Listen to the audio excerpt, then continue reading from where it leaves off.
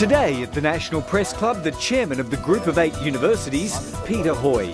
The Vice-Chancellor of the University of Queensland and a scientist by background, Professor Hoy examines the way ahead for research at Australia's big unis.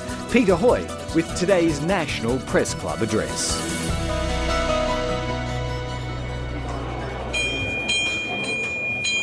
Good afternoon, welcome to the National Press Club and today's Westpac address. Last week, the government managed to secure the passage of its Gonski 2.0 school funding reforms through the Senate.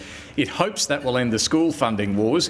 It is still fighting a war, though, when it comes to higher education reform. It announced changes, you may recall, back in the May budget. Quickly to recap, that would see university fees increase by around 7.5%. The HECS repayment threshold for graduates would be slashed down to $42,000 annual income. There would be an efficiency dividend of 2.5% applied to universities. The fiercest critic of these changes is actually the Group of 8. This is the group of our leading research universities in Australia. They say these reforms are, quote, contradictory, incoherent and drawn up on the back of an envelope. We're going to hear from the Group of 8 this afternoon. By way of contrast, they were actually one of the biggest supporters of the original higher education reforms, the deregulation put forward by Tony Abbott and Christopher Pyne, back when they were both on the same page. Would you please make welcome our guest this afternoon, the chair of the Group of 8. He's also the Vice-Chancellor and President of the University of Queensland, Professor Peter Hoy.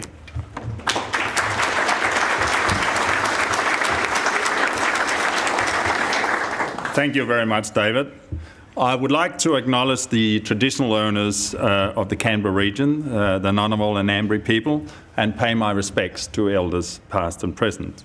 And before I start, many thanks to the National Press Club on behalf of the Group of 8 for having the opportunity to address you today.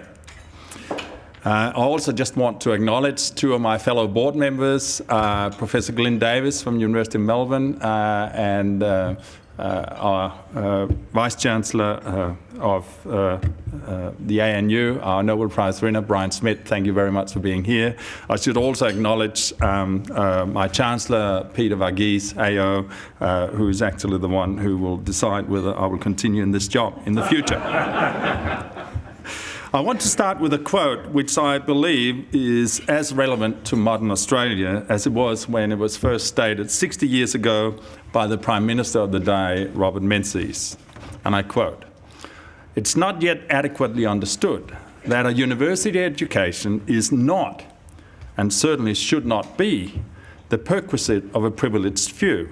We must, on a broad basis, become a more and more educated democracy if we are to raise our spiritual, intellectual and material living standards."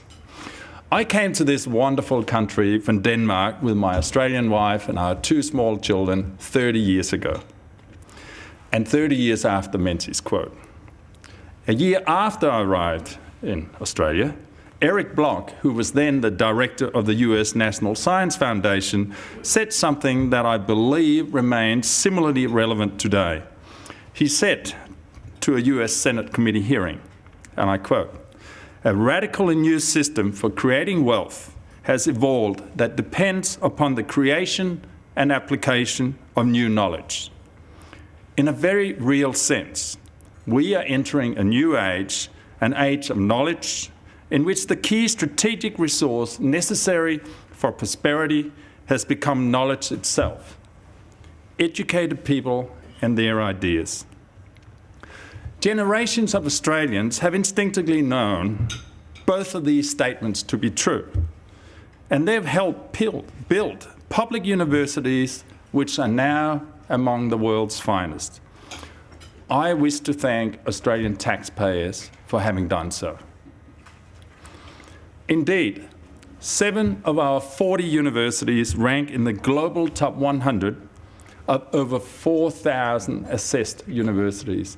That is a remarkable achievement for a population of 24 million people. Collectively, public universities have generated products which enhance lives in Australia and abroad, assisting human and animal health, food security, the environment, and so much more. They have generated a stock of knowledge that is estimated by Deloitte to amount to approximately 10% of Australian gross domestic product annually.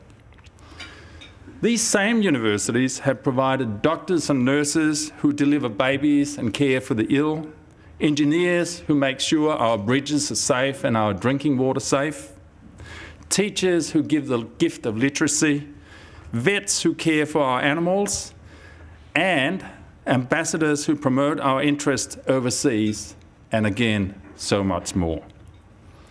Indeed, Australia's GDP is 8.5% higher because of the impact that university education has given to the productivity of the 28% of us Australians who have benefited from a university education.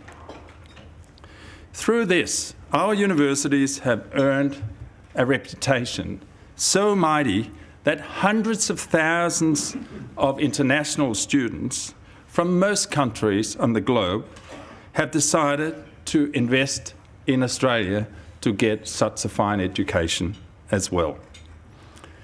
All these things and more have produced benefits for people across Australia, including, of course, the people who have never been fortunate enough to set foot on a university campus. My first-hand observation of these positives from strong university education and research in two different countries has helped me remain an optimist. They have certainly made me an admirer of Australian public universities, which, consistent with both the views of Menzies and Bloch, contribute to the raised living standards as documented by the Deloitte Access Economics work referred to earlier.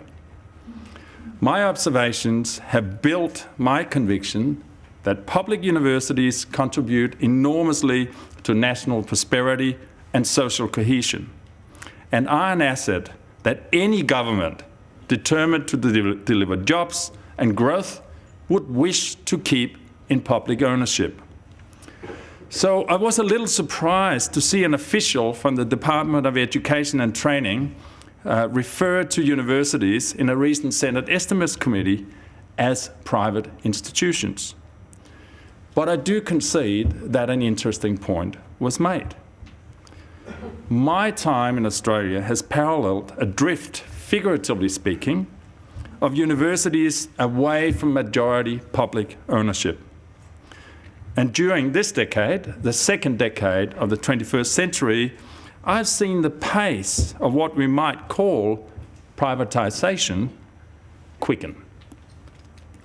In 1987, 16.9 million Australians were served by 19 universities and 46 colleges of advanced education. More than 80% of university funding came from the federal government. Now, across the country's 8 most research-intensive institutions, namely the Go8, federal support has fallen to an average below 40%, excluding the HECS loans. Students who in 1987 paid $250 annually in an administration charge today pay over 80% of the course cost in some of our most popular programs. Since 2011, $3.9 billion in Commonwealth funding has been sliced from universities. In addition, the $3.8 billion Education Investment Fund, which previously funded infrastructure, has effectively been closed to us. Furthermore, the current budget proposals for higher education, if passed by the Senate, will take $2.8 billion of direct Commonwealth funding out of the system. Until now, universities have been sufficiently adept at adjusting their business models in order to survive the withdrawal of public funding. However, I do believe we are now staring in the face of real danger that the government is tilting the funding balance to the extreme. Its proposal to make the most brutal cuts by a federal government in more than 20 years will inevitably leave universities with reduced agency over their own business models. The proposals will give away a national competitive advantage and weaken the country's economic resilience in the face of undesirable but not unthinkable global jolts. Before I go further, I would like to emphasise that I speak today as chair of the Group of 8 universities, or what you might know as Go8. I'm also a member of Universities Australia. It represents the whole sector and it contributes directly more than $25 billion to the economy annually, while graduating more than 320,000 well-educated people who will now be able to contribute additionally to prosperity, innovation and social cohesion. But for the purposes of this discussion, I proudly wear my Go8 hat. As many know, but perhaps not all of you, the Go8 is comprised of Australia's most research-intensive universities, the Australian National University, Monash University, the University of Adelaide, the University of Melbourne, the University of New South Wales, the University of Queensland, the University of Sydney, and the University of Western Australia. We share many characteristics with all other Australian universities, but we also have some distinctive features that have led us to a particular position on the government proposals. These distinguishing features include being Australia's best performers in global rankings, undertaking $6 billion per annum in research with excellent outcomes and educating more than half of Australia's PhD candidates, keeping company with and collaborating with the world's best, educating a third of all international students in Australia, and having a network of an estimated 1.8 million alumni who are doing incredible things globally and hold significant positions of influence. All of these rankings, research, international students, wonderful alumni are interdependent, and they ripple out to benefit the broader community.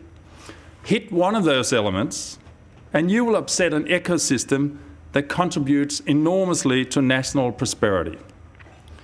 For instance, our high rankings, which have a positive effect for all Australian universities, enable us to attract a disproportionate large number of students to contribute to Australia's $22 billion education exports.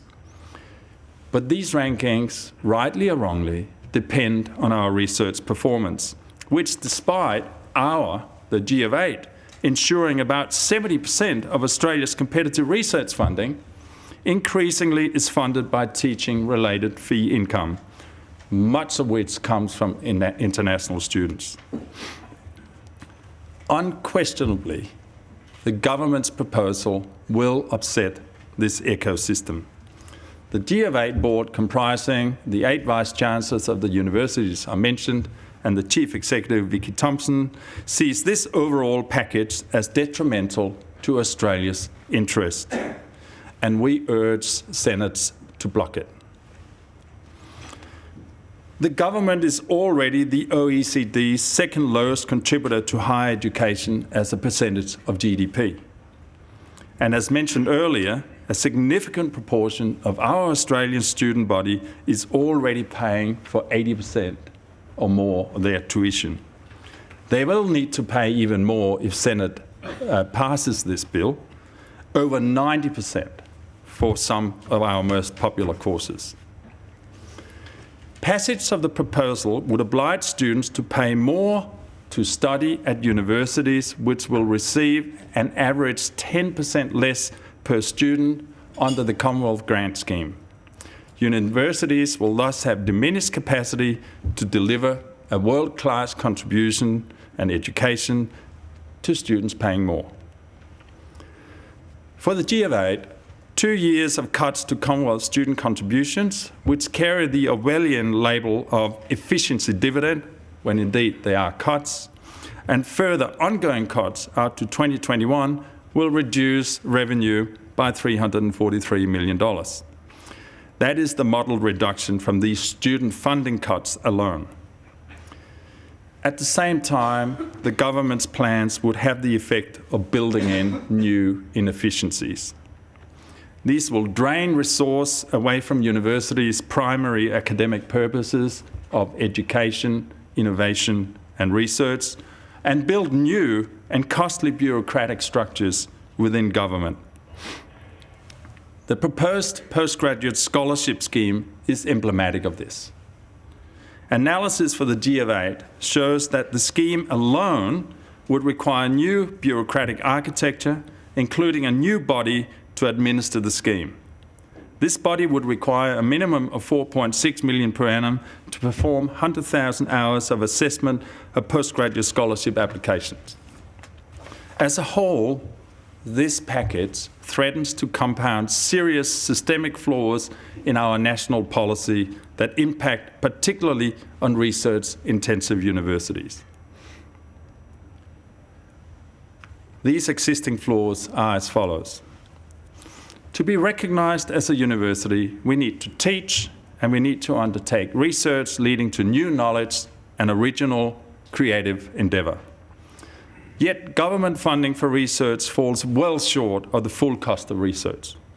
For instance, almost half of the 6.1 billion invested in research and development by the Go8 in 2014 was sourced from other sources, non-research specific funds, often funds derived from activities in teaching and learning, as I outlined before. The most influential Bradley Review of Australian higher education in 2008 recommended increased funding to support the indirect costs of research. And of course, Denise Bradley was Vice-Chancellor of one of the younger universities, not a Go8 university. However, this has not been achieved, and it certainly will not be addressed by the latest plans. I and my colleagues found it disingenuous of the government to commission Deloitte Access Economics to look at the cost of delivering education absent any meaningful study of the cost of research. It was extraordinary for the government, in my view, to then use the report as a key justification for its myopic proposals. What we needed instead was an in-depth review of how to best fund a continuum of universities to reflect the diversity and quality of teaching and research outputs that the nation needs and that it gets.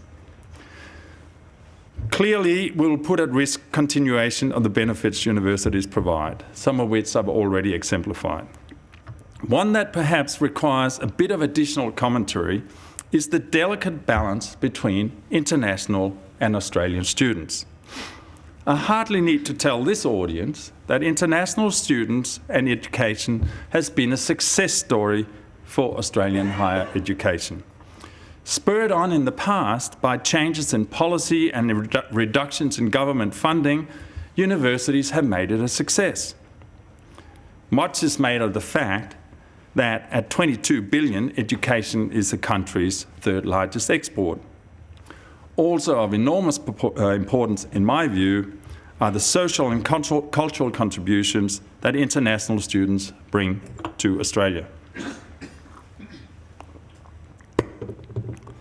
The 22 billion number is now clear in our minds. And some here will remember another Deloitte report, and I do not work for Deloitte. The value of international education to Australia. It put the price of the industry at 19.7 billion in 2014-15, and estimated that this supported 130,700 jobs. Full-time equivalent, not just jobs, full-time equivalent, accounting for 1.3% of Australia's total employment. For a government determined to grow the economy and create jobs, this is surely a thing to carefully steward and sustain. Yet, persistent and dramatic funding cuts, if allowed, confront us with difficult choices. On one hand, the cuts will add to the already considerable challenge of the Go8 maintaining its high global rankings that underpin not only ours, but Australia's international student pipeline across the board. That is especially the case in the face of the hefty investments that some overseas governments are making in their universities. no discussion on trends in international higher education can pass without odd references to the progress that is being made in China. It is more than significant to Australia, therefore, that the nation most rapidly building their own reputation and capability is our number one source of international students. On the other hand, the cuts may lead some institutions to consider taking more international students. Whilst this to date has been a very positive thing, it is important and honest to acknowledge the risks inherent in an ever-increasing reliance on international students.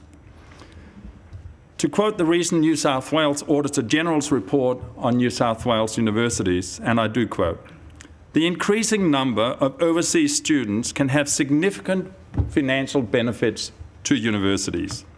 However, there are associated risks, including pressure on capacity constraints and the need to maintain teaching quality.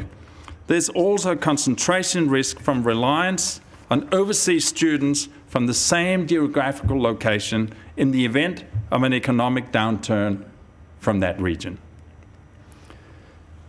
For research universities determined to maintain the quality of Australia's, not of our universities, but of Australia's research and innovation capability, and also committed to making university accessible to capable students of all backgrounds, the decisions may be particularly difficult. It is certainly an issue that would have to exercise many risk and audit committees across the sector. If you're thinking my optimism is draining away, here's some better news. At the same time as the government backs away, global capital is recognising the potential of Australian research and banking on it. International companies can see the record of inventions and innovations generated by Australian research universities, and they are investing with the view of keeping the pipeline flowing. By objective measures, there is strong evidence tracing some very significant inventions back to Australian university research. Among those inventions is the vaccine against cervical cancer. After just over a decade on the market, more than 205 million doses have been delivered in over 130 countries. And there have been dramatic reductions in the prevalence of the human papillomavirus infection in population with high immunisation levels, including Australia. The vaccine was recently approved for sale in China, which has approximately 130,000 new cases of cervical cancer each year. This hints at the vaccine's colossal potential, primarily to do good, but also to position Australia as a global source of game-changing innovations, a country that should be taken seriously. Go8 universities have, of course, also generated the bionic ear, the so-called cochlear implant, the world's first successful non-invasive treatment for sleep apnea, solar cells with world record-breaking efficiency, and technology for repairing weakened tooth enamel that is estimated to save consumers $1 billion per annum in dental bills. These are just a few of the ones I could fit in. In a similar vein, many highly prospective developments are moving along the pipeline to market. They include a natural method to halt the spread of dengue fever, something that Australia really has to take very seriously, the first entirely new class of pain drugs in over 20 years, and world-leading quantum computing technologies, as you undoubtedly have heard about. Such achievements can attract further investment and enable us to breed further success. This is seen in a new agreement between the Group of 8 universities plus the University of Auckland and the London Stock Exchange-listed commercialisation company called the IP Group, which has previously invested only in the UK and USA. This agreement makes available at least $200 million over 10 years for investment in spin-outs from our Go8 universities plus Auckland. They could have gone anywhere in the world. They went to Australia. It brings capital from investors in Singapore and the United States, as well as the UK and Australia. Significantly, Australia's largest corporate superannuation fund, Telstra Super, is contributing $35 million to this $200 million initiative. But how stark is the contrast between the actions of savvy international business partners and the actions of our own government? One group investing hundreds of millions of dollars in Australian university research, the other one signalling intent to divest. Like overseas observers, a significant proportion of Australians seem to have confidence in the nation's research. In a poll of Australians' attitudes towards government support conducted in 2016 for the Australian National University, 67% of respondents agreed that science is best funded by government, compared to 33% who thought it is best funded by private investment. If government needs even more reason to invest in university research, we have it in a recent report for the Office of the Chief Economist. It found that academic research and development expenditure has positive spillover effects on business R&D expenditure if it goes into universities, unlike direct government expenditure into business, which has negative spillover effects. So there's just a small sample of all the good news from universities. These things fuel my optimism, as does my workplace, which is a buzz with students and staff who have smart ideas and a passion for improving society. I want to use this forum to rebut every questionable claim about universities that the government has made since May 1. Others have done that very capably. But I do think taxpayers deserve to know that the government's insinuations about university finances are, to put it politely, misleading. The fact that public universities are not for profit does not mean we are for loss. If the government is to build a sustainable higher education system, then presumably it does not encourage universities to run below break-even. Now, perhaps we can quickly assess how the government's package rates against an important measure it imposes upon itself: fairness. Is this proposed package fair for Australia? Outside government, there are fears it will deter some students from attending university. This comes at a time when it is arguably more important than ever to have citizens who are educated to think critically, solve problems, and contribute constructively to growing our prosperity and strengthening our democratic processes. Now it does not seem like a good time to step back from the mentioned notion of a more educated democracy.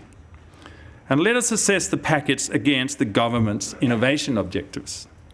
As the National Innovation and Science Agenda reminds us, innovation keeps us competitive. It keeps us at the cutting edge. It creates jobs, and it will keep our standard of living high. Why would a government knowingly disinvest from a national asset that has a proven record as an engine room for innovation?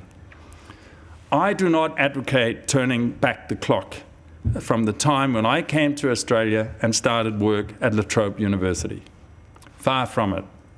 I like the growing engagement between researchers and industry, and I love the multiculturalism on the campuses. I'm a fan of things the Prime Minister has said in the past about disruption, including the following: that the disruption that we see driven by technology, the volatility and change is our friend. Friend if we are agile and smart enough to take advantage of it. There are great signs that our students and young graduates also agree with that sentiment. A large number of them hunger for entrepreneurial smarts and are keen to engage with programs that connect them with successful startups and with entrepreneurial alumni. Universities are fostering this enthusiasm all over Australia, by developing innovation and entrepreneurship precincts, such as the University of Melbourne's Carlton Connect, to mention one. Who knows where the next $8 billion NASDAQ-listed Atlassian will come from? That software firm, which in 2015 became Australia's most successful listing on the US Stock Exchange, was founded by 2 University of New South Wales graduates who have now donated millions to charity. No one for sure can say where it will come from, but I suggest to you that it is most likely that it will come from young Australians with the benefit of a wonderful school education, followed by the opportunity to be educated in a well-resourced and research-intensive university environment. Minister Birmingham makes sense when he says, we want to ensure Australia has a fair, equitable and high-performing education system from the high chair to higher education.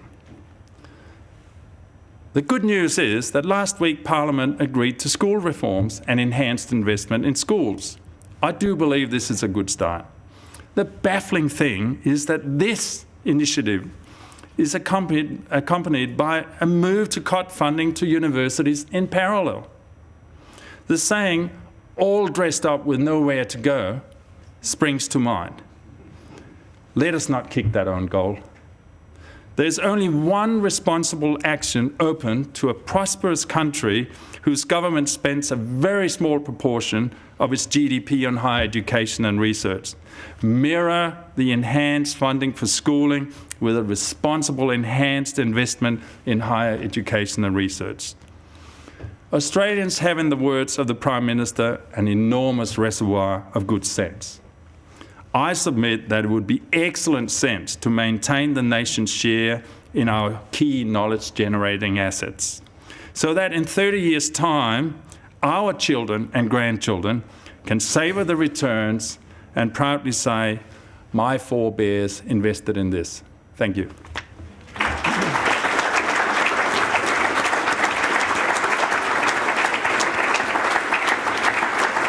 Professor Hoy, thank you very much for the address, Professor. Now, you said that we're just going to get into the questions. I'll kick off. You don't want to rebut every questionable claim made by the government as part of this, but can I take you to the most central of the Minister's claims? Underpinning this, he says that the average cost of delivery per student for universities has increased by 9.5% between 2010 and 2015, but the per student funding growth has been 15%. Can I ask you just to address that? What is the accurate figure, if that is, as you suggest, misleading? So it goes back to the observation that when university teaching was to be costed, that the costing was performed on teaching costs only.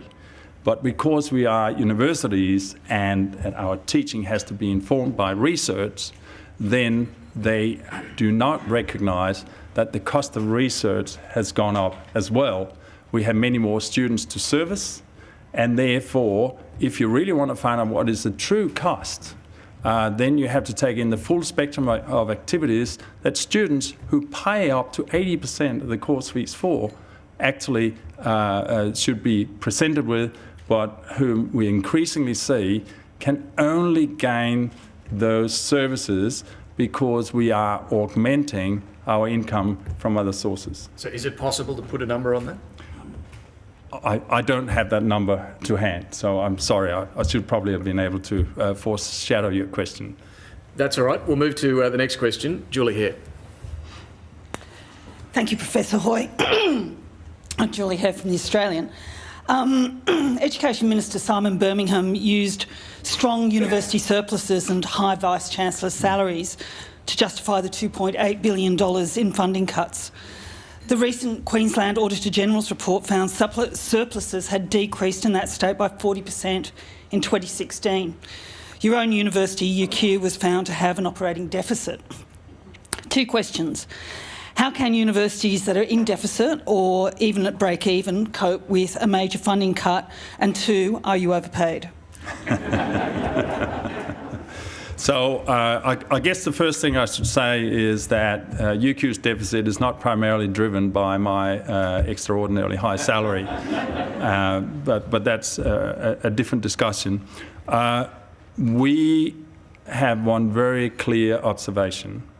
It is not possible for an Australian university to run a full spectrum research intensive university on current government funding.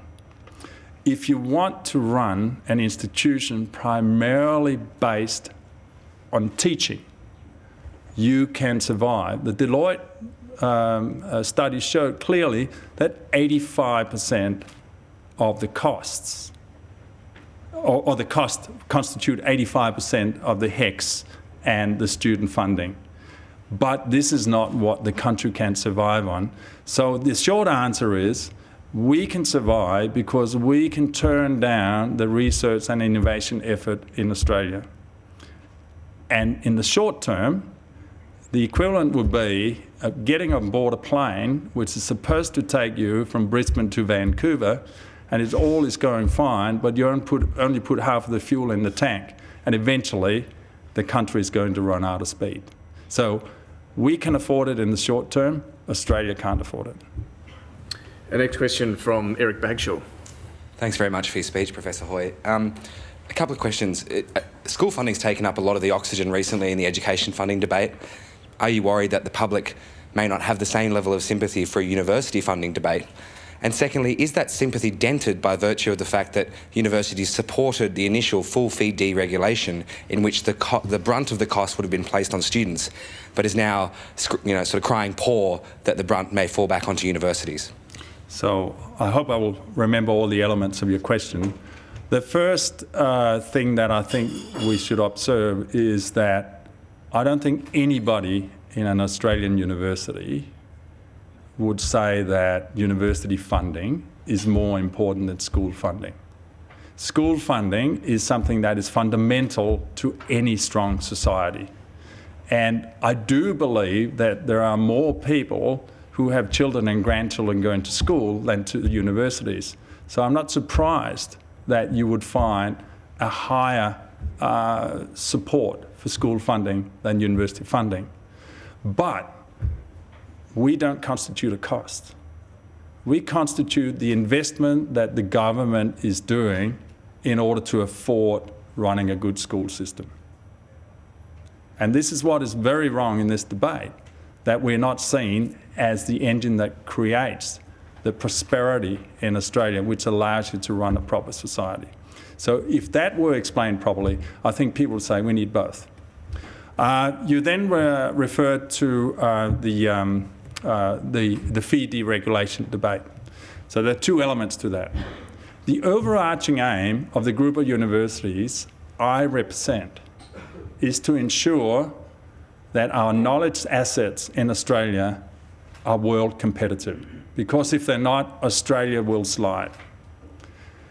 When we're faced with a situation where the government continue to defund what it takes to run a strong full spectrum university system, there are some tough choices to be made. And under those conditions, where we couldn't afford our research, but we also increasingly feel that we cannot bring Australian students to their full potential because the funding per student is too low, we had to make a choice.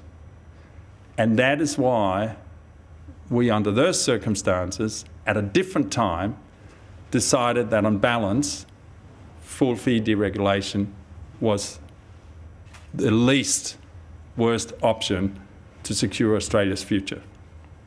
I should also say at that very time there was also a 20% cut, and we totally went against that.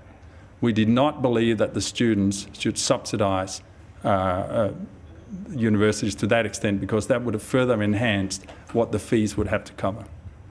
But to Eric's point, you acknowledge that full fee deregulation would have hit students a lot harder than this package. Depends on how you measure it. This package is going to hit students incredibly hard because they are probably not going to get the education that they need for personal success and that Australia needs for national success. Our next question from Simon Gross. Simon Gross, Canberra IQ. You used some pretty strong language today about the government. I think stupid, myopic were a couple of ones that came to mind. This reflects the response to the budget from the Go8, Universities Australia, ATN University, IRU. It's ubiquitous across the sector, which seems to me that you've lost the lobbying battle.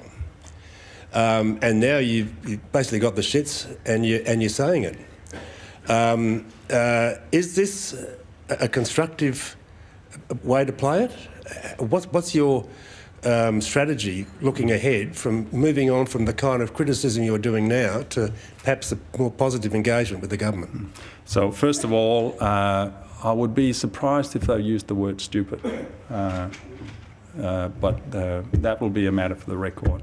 I did use myopic, and I did that as an extension to the issue that David just raised. If Australia wants to stay competitive and look after its citizens in the long term, it is myopic to divest from the very activity that will allow you to have a high GDP per capita.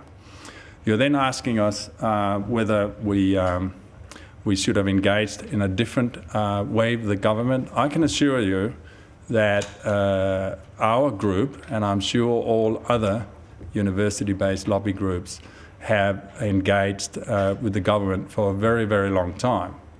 I think it would be fair to say that what we saw coming out in this proposed package of cuts is something that surprised us, and a greater degree of engagement would perhaps have given a different speech for me today.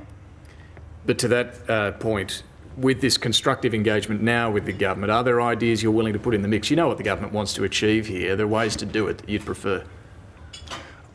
I would like to prefer that the government actually sees that a natural extension of their ambition to educate Australians better through a schooling package, which I believe requires an $18 plus $5 billion investment, should not be an investment which is not fully utilised and benefited from by stopping an investment in the universities, which will be the natural next step for those very students benefiting from a better schooling system. Okay, but are there ideas, some ideas here you like, or other ideas you would like the government to pursue that it hasn't? So our view would be, and others might differ, our view would be that what we really need as a university sector is a bipartisan view of how we want our education system to look. We need somebody to sit down and say, this is everything we want to achieve. So a higher education body which actually can do a long-term planning on what are the pros and cons of these measures, this is the way for Australia to go, rather than having what is undoubtedly an incredibly difficult job of balancing the budget and working on the high pressure to come up with the savings that are deemed necessary, but not necessarily informed by an overall policy strategic framework driven by a vision. So what we would really like to see is that very thing, and it could be a commission, a higher education commission, that could come together and work on that in the long term. We don't have a stable policy framework in higher education, and we need that to be able to position our institutions in our strategic plans and say, these are the choices we are making because we don't have to worry about this anymore. We're not going to do this because it's not going to fly. Our next question from John Millard. Thank you, David. John Millard, freelance. Professor Hoy, in your address you mentioned funding cuts and fee increases to a significant extent. Here it's interesting to make some comparisons with the OECD. Compared with the OECD, we spend 0.4% of GDP on government spending on research, just behind Greece and ahead of only Spain and Slovakia. On the other hand, fees, university fees in Australia are the fifth highest in the OECD. The 2014 budget proposed proposed deregulation of fees with a possible even greater fee hike. Now, the Group of 8 enthusiastically supported this, despite some criticism of it, including by one of a better-known professor from your own campus. Since that time, that proposal seems to have getting closer to what some people have described as zombie status. But does the Group of 8 still support deregulation of fees, or has it revised its views in the meantime? The G of 8 has recognised that the deregulation of fees in the current environment is not a live option. Do we believe that deregulation of fees in an environment where we know how the whole system will look and how it's going to be funded is something you would rule out forever? No, I couldn't make that statement. I could have a personal view, but I'm speaking here on behalf of the G of 8, and we're not well enough prepared to give you a definitive answer on that. And you talked about the OECD. Of course, we believe in democracy, and we're putting our case here. Ultimately, it is the elected representatives of the people who have to decide how they're going to resource themselves and how they're going to use those resources. We're trying to give advice that we believe is in the best interest of Australia, and that is to not defund investment in its knowledge assets, particularly in the world, which is very fluid in its value creation, and where our citizens need to be able to look into the future with some confidence that they're not going to be victims of change, but actually have the skills to benefit from it. Thank you. Just to be clear on John's point, though, you're not trying to steer the government back towards deregulation. That ship sailed for now. That is my view. Okay. Next question from Peter Phillips. Professor Hoy, Peter Phillips, one of the directors of the National Press Club. It's great to welcome you here, and I take the opportunity to acknowledge the very close relationship which exists between the club and the higher education sector. My question, I elect to veer off-piste a bit. I accept your G8 orientation in your address, but I take the opportunity offered by your presence and by your coincidental role under your UQ hat to go to the greatest moral challenge of our time, and to recall that during his visit to Australia, then US President Barack Obama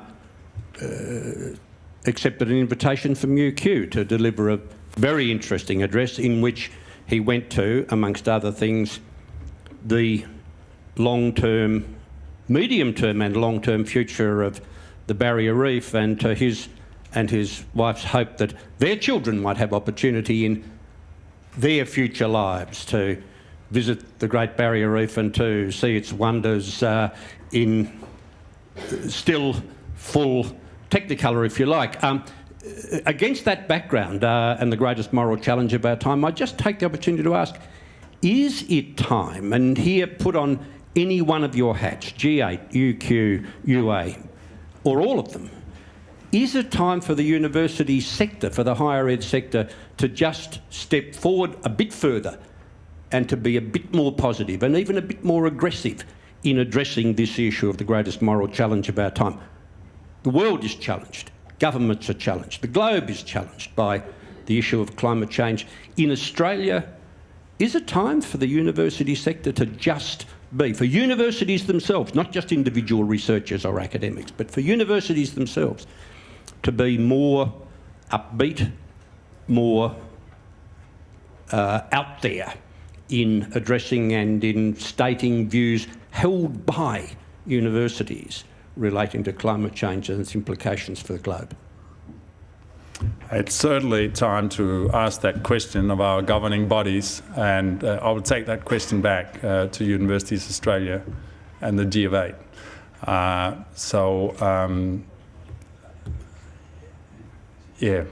That's what I will say to that question. I do believe that there is a lot of nervousness around, and that my personal view would be that I don't expect my house to burn down, but I act as if it can burn down, and I take out insurance every year. With respect, Professor, that's a fairly cautious response to a provocative question. Can I try to tease that out again? Is this not a role for the Group of 8 to weigh into climate politics? It is a very toxic field, we know. Is that something you're cautious to tread in? Yeah, I'm cautious, clearly, because I'm speaking here as a Group of 8 chair, and whilst I might have some idea of what the views of my colleagues would be, I can't assume that I know exactly what it would be, and that's why I said, I think the appropriate thing is to say, that's a question that was very well put. It was one I hadn't seen coming, and it's one that we will discuss. Thank you, Professor. A next question from Ken Randall. Professor Ken Randall from Centre. You've fairly accurately positioned yourself in the political debate about this package of funding. But to go back to a point made by my colleague Simon Gross just a few moments ago, he suggested that you've already lost the debate. Do you think that's right? Where do you think it's hinged at the moment, and who's on what side? I don't concede that we've lost the debate, but you know as well as I that it's hard to predict what actually will turn into law through passage through the Senate, and all I will say is that it's important for us to inform the public about what we think is at stake. And it is important for the people who are ultimately making decisions to also be clear what is at stake. Have we lost the debate? I think if I believed that we lost the debate, I wouldn't have gone through the anxiety of standing here today, because so I'm still hopeful. Well, to that end, Labor and the Greens are opposed to this. You therefore only need to win the Nick Xenophon team, Pauline Hanson's One Nation, or a group of other crossbenchers, but either one of those parties and it's knocked out. So how are those lobbying efforts going? I'll tell you when we know more. Fair enough. We'll go back to another question from Julie here. Thanks, Professor Hoy. The extent to which international students are subsidising the costs of educating domestic students and covering the costs of research has never been fully calculated, as far as I know. In 2011, the University of Melbourne, I remember, did a study, and they found that international students were cross-subsidising domestic students to the tune of $1,100 each. And I'm sure that figure has been much higher, especially under this new reform package. Of the $22 billion that international students bring into this country every year, a third of that comes from China. I want to know, the Chinese government could turn off the tap at any time, and everyone is quite aware of that. I'm just wondering how exposed universities are to this potential risk factor, and should our international student market be more diversified? And, could you just explain to me the risks associated with China? So there are risks and opportunities. It's an enormous opportunity for Australia to have the privilege of educating students from China who, through hopefully a great experience in Australia, will bring not only some Australian perspectives to bear on the future life, but also to give Australia some opportunities which they can create for us and have them flow our way instead of to all comers. So I think This is very important for us as a soft power tool in the long term. Is it a risk? Of course it's at risk. There are many jolts that could happen. And you will all remember in 2011, I think the Australian dollar went to $1.10 US. And the international student market in Australia took a several billion-dollar hit. And that was very, very tough. So it is a risk. And one of the things I was trying to say, perhaps not as explicitly as you asked now, is the real risk for Australia is if it builds its entire knowledge-generating infrastructure on something that can't survive without international students. Should those international students decide no longer to come, our cupboard is bare. And you can destroy something that has been built up over more than 100 years in a very short time. And that is the real risk. This is why I'm saying the balance is being tilted to the extreme if this package goes through, because that's the risk we're running. Should we diversify? Yes, we should. And we're working very hard on diversifying it. Many of you will know that a delegation of us went to India with the Prime Minister and the Education Minister. And many of us have set up offices in different parts of the world. We have an office in Jakarta. We have 285 million people, some 5 hours flight from us. So we are trying to diversify. And we do believe that played rightly, international education exports is the right thing for Australia to do. But to base the whole stability of the system on that is the wrong thing to do. Just on the risks posed by China, can I, and this may be an area you're reluctant or cautious to wade into as well, the reporting recently about China exerting too much influence on university campuses through bankrolling student bodies or even research institutes. Do you have a view on that? So I will say that clearly, if that can be proven to be the case, it has to be acted upon. At our university, we've had a Confucius Institute for a long time. We have made very clear to the Han Ban Institute, and I'm a senior advisor to the Han Ban Institute who runs all the Confucius Institutes, that when it comes to appointing staff, UQ appoints the staff.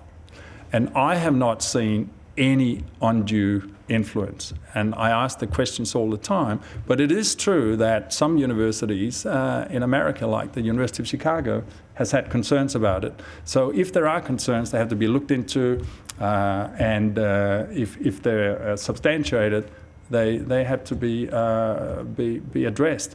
In terms of the research institutes, Australia has some very new legislation following an agreement, I think, signed in 2007 with the US. My Chancellor can say whether that's right, but Hillary Clinton, I think, was out signing it in Perth, which led to Australia implementing some new export controls legislation. And the fear you talk about, the research, is something that should be dealt with by that legislation, and I don't think is related to whether we have international students or not. That system should work, whether we're working with people from China or somewhere else. Our final question from Simon Gross. Simon Gross, Canberra IQ again. I'm going to follow my colleague, Mr Phillips, off piece, but I'm not going to go climate change. I'm going to go to the Go8's response to Innovation Science Australia's 2030 Strategic Plan consultation. And one of the Go8's recommendations or responses was that a more thorough, regular and prominent celebration of Australia's innovative successes is activated and continually supported as a basis for a cultural shift towards a consistently high-performing, innovative nation. Great language. Now, at Canberra IQ, we cover the PM Science Prizes down. You know, RIRDC, there's a lot of industry-based things, and there's a lot goes on, and there's the PM and Bill Shorten go to little businesses and carry on about how agile and smart and exporty we are. What more could be done? Well, that's a very good question. So I think the best thing we can do is to make sure that the change in mood in in students actually changes the way that we teach them and the opportunities we give them at university. We have developed a new student strategy at my institution, and I only talk about that because that's what I know about, where we asked 7,000 students what their views were on their future careers. And I think more than half of them have the ambition to work for themselves. They think totally differently. They believe, having not seen any recession, because I think the last one we had was 91, 92, these young people have so much more go than I could have hoped for. And I think what can be done is that they actually take out the message. Because remember, our Australian universities have enrolled 1.4 million students. If they go out there and say that this is what we should do, and we are actually good at it, here are the examples, that is probably the best medium. Because I do agree with you, everyone wants to do the right thing, we're all trying to do the right thing, but I think it's the new wave of graduates who do not necessarily see that I went in and trained to become an accountant and therefore I'll forever be an accountant, who go in and say, I want to be trained to survive and prosper. That will probably be the way that will change the mood in Australia. On that upbeat note, would you please thank Professor Peter Hall?